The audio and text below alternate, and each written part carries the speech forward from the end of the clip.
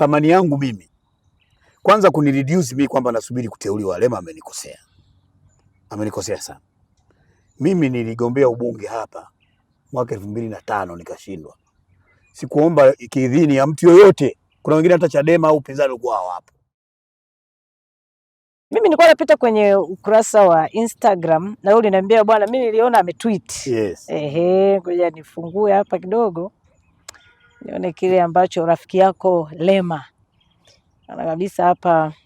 Kwanza aliposti picha yako alafu akaandika maneno yafuatayo. Yes. Ukurasa wake ni verified kabisa wa God Bless Lema 1. Akaandika hivi: Mungu aliwasamehe makahaba, lakini alipofika wakati wa kumchagulia mwanae mama alimchagulia bikira. Akaandika, jifunze kutoka kwa Mungu, bado unasubiri kuwa DC, sababu ya kurudi ni mauaji 29 Oktoba hiyo, kwani ina nguvu na heshima zaidi ya ile sababu iliyokuondoa kwenye wajibu mwema. Uliona hii? Of course niliona. Uliona. Yeah. Mlikuwa mna lolote ambalo lilikuwa linaendelea ama ilikuwa from nowhere?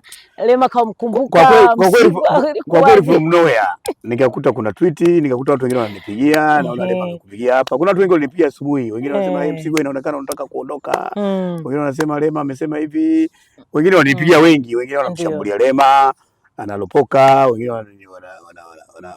wanasema wananiambia kwamba umekosa uteuzi, wewe ulienda CCM, ulikuwa unasubiri uteuzi, njaa zimekusumbua. Kwa hiyo nimepokea maneno na nilikuwa napita kwenye comment wanasema njaa zinanisumbua. Comment nitasoma chache.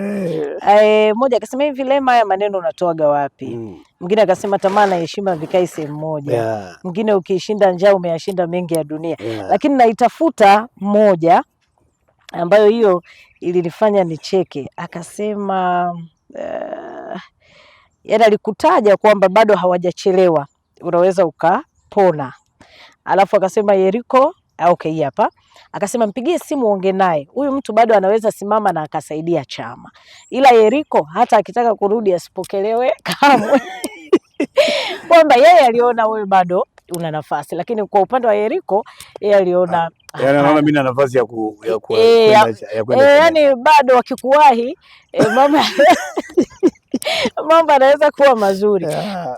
Wewe ni mchungaji. Yes. Huu ujumbe umebeba pia masuala ya Biblia. Yes. Na wewe najua kwenye mistari ya Bible hii uko vizuri. Ujumbe huu ulikuwa unataka kusema nini kwako? Ama utafakari vipi? Labda useme ni utafakari vipi, lakini Lema ndiye anajua kwa nini aliandika. Lakini kwa kifupi nikimsoma mimi, alichokilenga hapa ni kwamba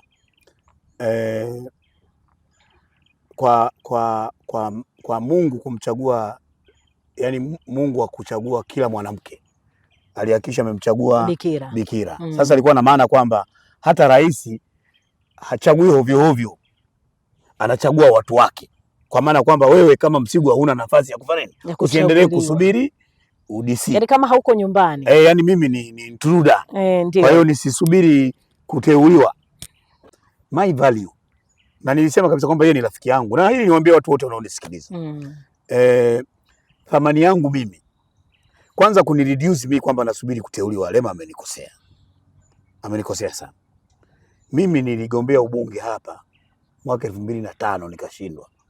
Sikuomba kiidhini ya mtu yoyote. Kuna wengine hata Chadema au upinzani ulikuwa hawapo. Nikashindwa. Nikaja 2010. Nilipanga plani zangu, nilipanga strategy zangu, nikashawishi umma wa Wanairinga. Baadaye chama, wakati ule mwenyekiti akiwa Mbowe, waliona thamani niliyokuwa nayo. Nikaja nikashinda. Kwa hiyo sio kwamba ni mtu ambaye nilikuwa nimekaa sasa nasubiri fadhila kwamba nikiteuliwa ndio maisha yangu naweza kuyafanya kuyaendesha. I won.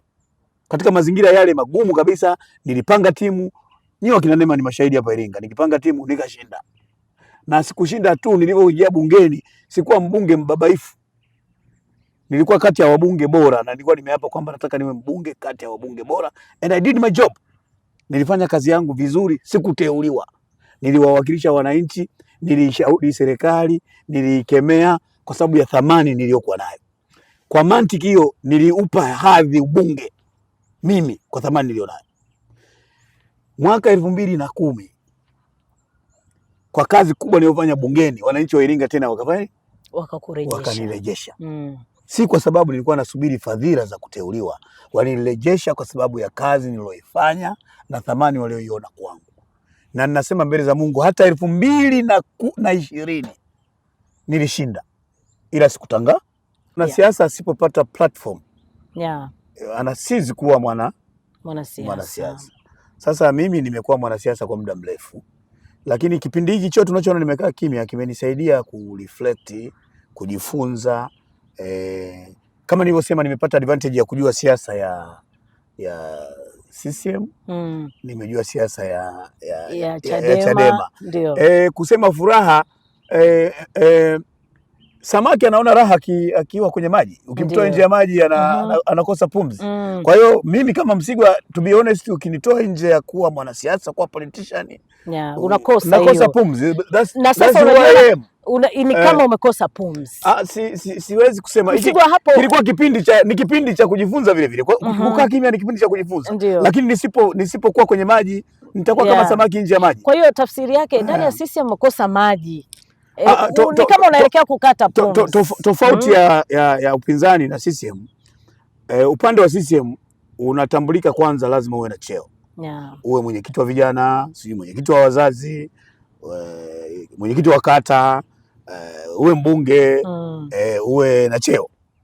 Lakini huku Chadema kama una hoja ya msingi hauzuii kutoa hoja yako. Kwa hiyo hapo kuna tofauti kubwa. Kwa hiyo huku kuna utaratibu wake na huku kuna utaratibu wake. Sasa ukienda kwa Warumi lazima ufanye kama Warumi wanavyofanya. Of course kuna vitu vingine na vimisi. Mimi niongee kama vipi? Kutoa maoni binafsi. Kutoa mawazo yangu kama Mtanzania. Of course hivyo una vimisi. Umekosa nafasi ya kutoa mawazo ndani ya CCM. Ama tangu umekuwa mwana CCM huna platform nzuri ya kwenda. Siwezi kusema sina platform nzuri. CCM wameniheshimu, siwezi kusema hajaniheshimu. Toka nimejiunga na chama nimezunguka nchi nzima. Unakumbuka mimi nadhani nimezunguka karibu Tanzania nzima tukiwa na Mheshimiwa Amos Makalla, mwenezi wa chama wakati ule, na Mheshimiwa Dr. Nchimbi. Tulizunguka nchi nzima. Lakini vile vile kwenye kampeni tena ya kuiweka serikali hii madarakani, mimi nimezunguka na serikali hii nchi nzima. Kwa hiyo siwezi kusema sijapewa nafasi.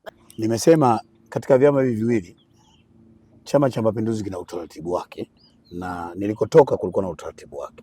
Sasa ukiwa kwa Warumi unatakiwa uishi kama Warumi. Kwa mfano, mimi sio mwenyekiti wa kata ya Mkimbizi kwa mfano. Sio kiongozi wa nafasi yoyote ndani ya Chama cha Mapinduzi. Ila nilipata heshima ya kuwa kwenye timu ya mwenezi na katibu mkuu. Nikafanya hayo kwa kapasiti hiyo. Lakini baada ya hapo mimi sio mshiriki wa kikao chochote, kuanzia kikao cha balozi mpaka kikao cha kamati kuu. Ndio nasema ukiwa Chadema huhitaji hiyo nafasi. Kwa sasa nilipokuwa Chadema inahitaji hoja. Ukiwa na hoja ya ushawishi unasimama unaongea, watu wanakusikiliza. Lakini utaratibu ulioko huku, kama una hoja lazima ipite kwenye channel. Ndio ninachokisema, hicho ndio tofauti zilizopo. Lakini ndio nasema kwa mfano mimi siwezi kulipuka hapa nikaanza kwa mfumo wa Chama cha Mapinduzi. Siwezi kulipuka hapa nikaanza kusema mimi nina maoni yangu haya na haya, hata kama ndani ya nafsi yangu mimi una maoni. Nina maoni. Kwa hiyo lazima nifuate utaratibu ule ambao mimi si ulaumu kwa sababu ndio utaratibu wa Chama cha Mapinduzi. Lakini kumisi na mfano wa samaki ambao umeutolea, manake pia wewe mwenyewe unatamani kuwa na nafasi fulani ambayo inaweza kukusaidia wewe sasa kufikisha maoni yako, kwa sababu pawa inaisha. Mheshimiwa Msigwa, ndio kama hivi, kwa sababu umeona wewe kama chombo cha habari umeona mimi ambaye sina nafasi, hujaenda kumtafuta mwenyekiti wa kata wala mwenyekiti wa vijana. Umekuja kwa sababu umetambua kwamba kuna kitu ambacho ninacho bila nafasi. Ndio maana tunaweza tukajadiliana. Kwa hiyo hii nayo ni sehemu ya kupumua. Hii nayo ni sehemu ya kupumua.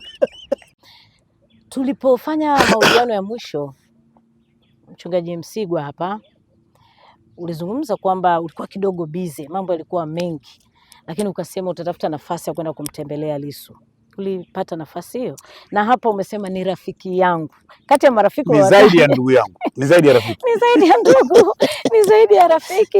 Na ulisema utakwenda kumtembelea, kesi yake inaendelea.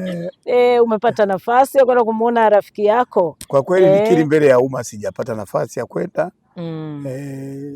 Na mimi Mungu atanisaidia ndapata nafasi ya kwenda. Sasa hivi naona kidogo nafasi si upo. Lakini I'm praying for him, namwombea, namtakia afya njema. Ninaamini kuna siku Mungu atasikia maombi yake na ya watu wanaoomba, haki itendeke.